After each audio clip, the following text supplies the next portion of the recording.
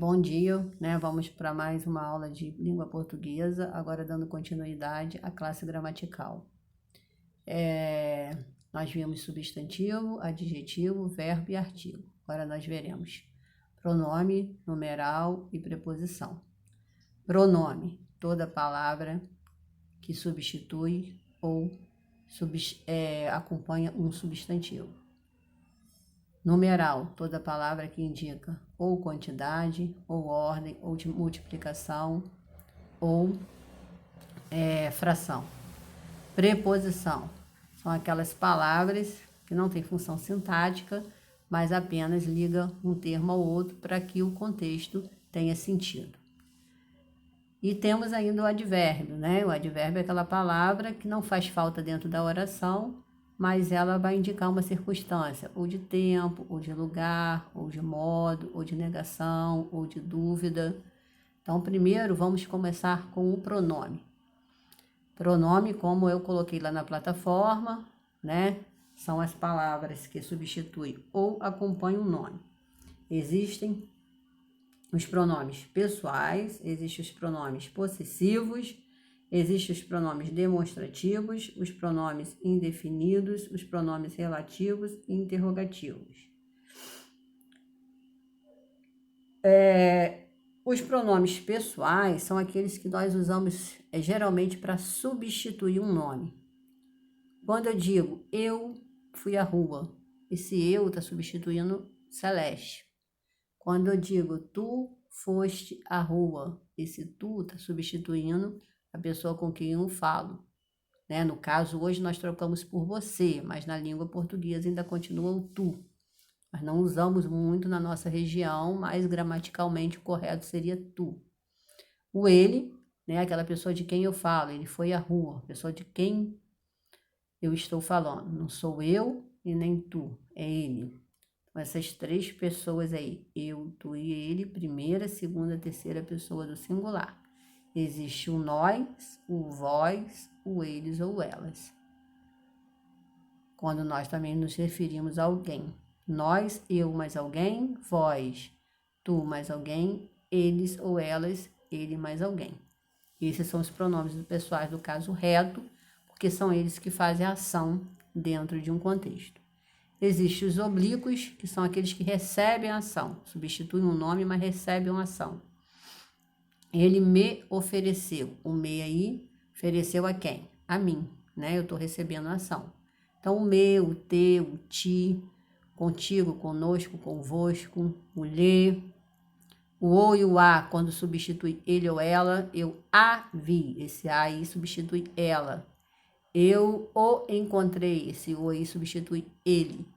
É um pronome, no caso oblíquo, eles recebem a ação. Existem os pronomes possessivos, que são aqueles que indicam posse, se pertence a mim, meu e minha, se pertence a tu, teu e tua, se pertence a ele, seu e sua, se pertence a nós, nosso e nosso, nossa, se pertence a vós, vosso e vossa. Vosso e vossa vocês encontram muito em textos mais antigos. Seus e suas pertencem a eles. Geralmente, os pronomes possessivos acompanham um nome.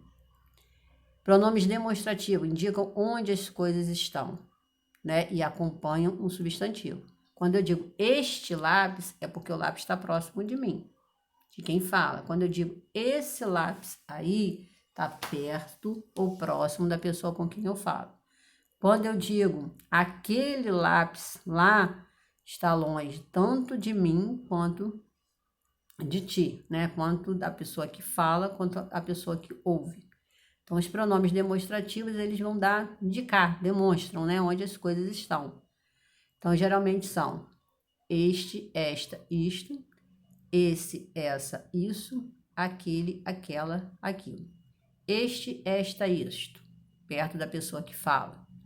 Esse, essa, isso, perto da pessoa com quem se fala. Aquele, aquela, aquilo, longe da pessoa que fala ou com quem se fala.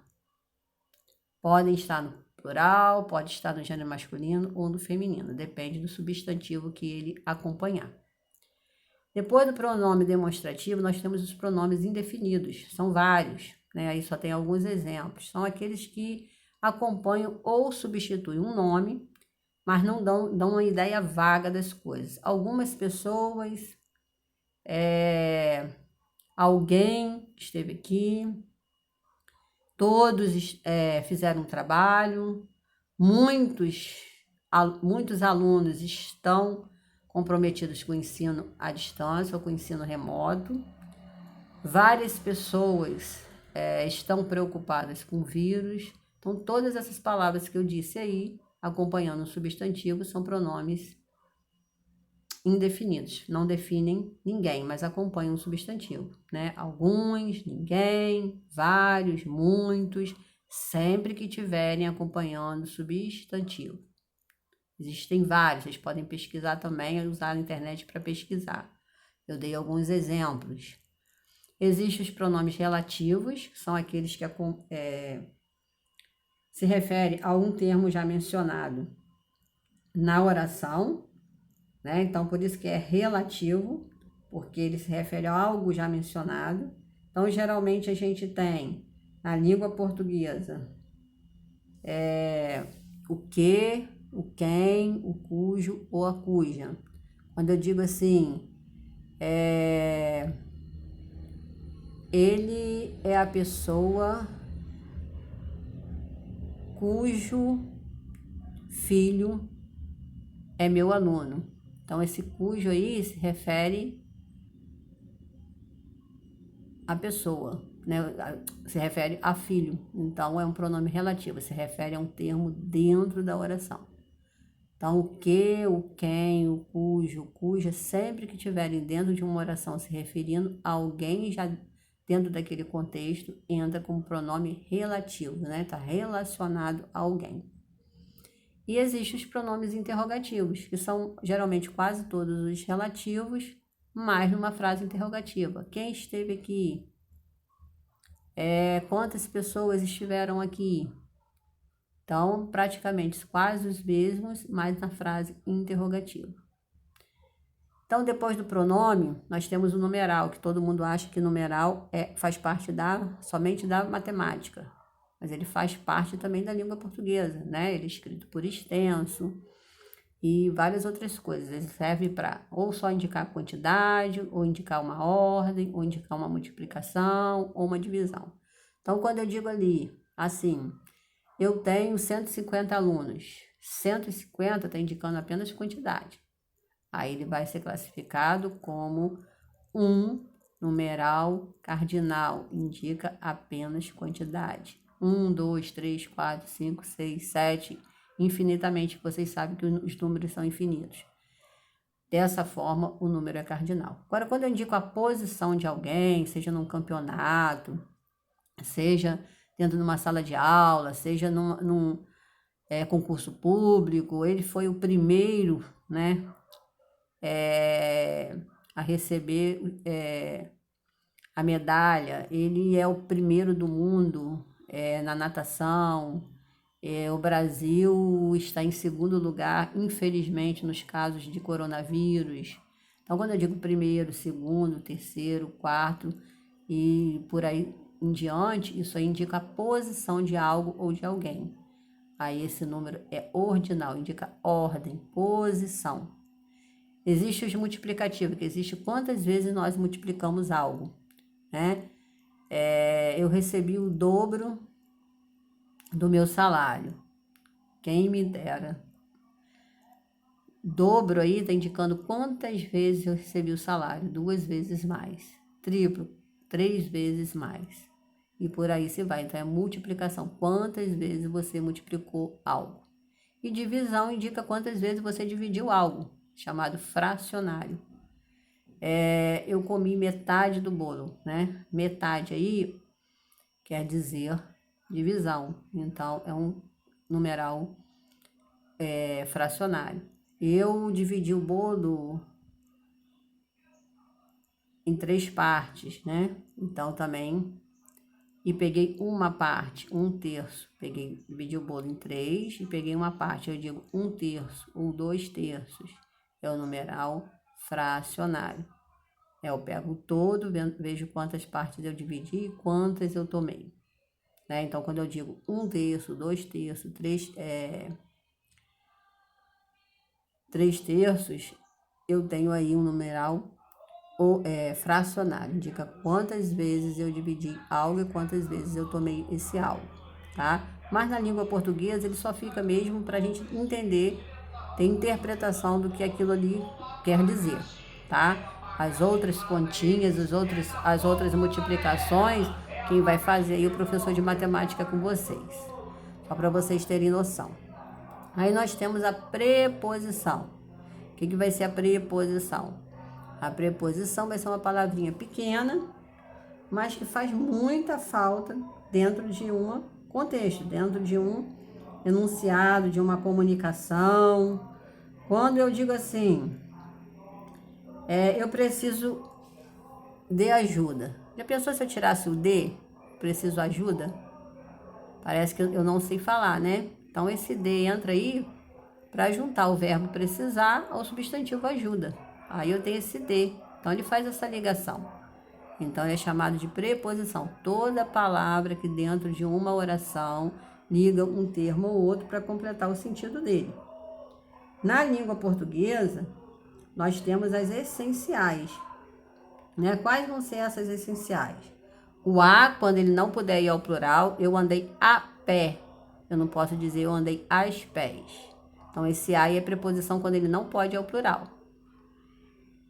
O ante, o após, o até, o com, o contra, o de, o desde, o em, o entre, o para, o perante, o por, o sem, o sob, o sobre e o traz. Sabendo que sob é aquilo que está abaixo e o sobre é aquilo que está acima.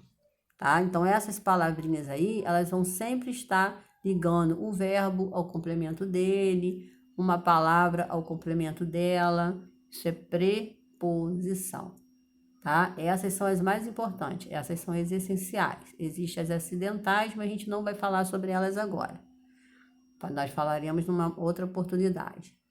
E existe o advérbio, né? O advérbio ele pode modificar um verbo, um adjetivo e o próprio advérbio. Mas como?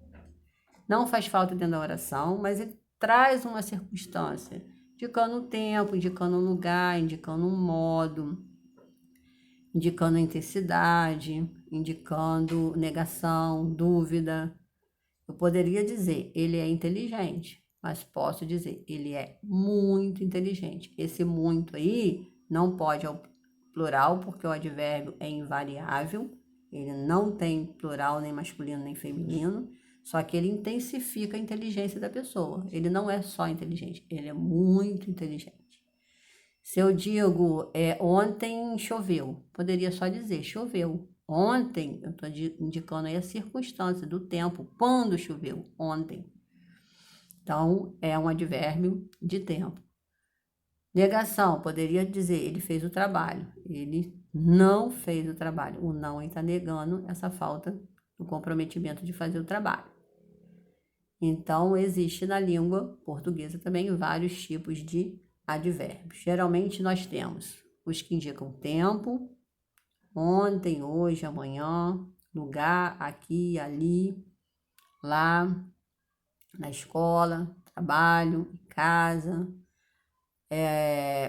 modo, bem, mal, e geralmente todos terminados em mente, né? Como vagarosamente, delicadamente. Existe de negação ou não, existe intensidade muito, demais, bastante. Afirmação, sim, com certeza. E etc, né? Vocês também podem procurar um pouquinho na internet que vocês vão encontrar, né, mais advérbios lá.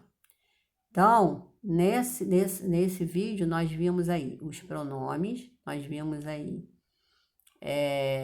o numeral, nós vimos aí a preposição e nós vimos aí o advérbio, né? Qualquer dúvida, vocês podem postar lá que eu comento novamente. Bom dia para vocês e bom trabalho.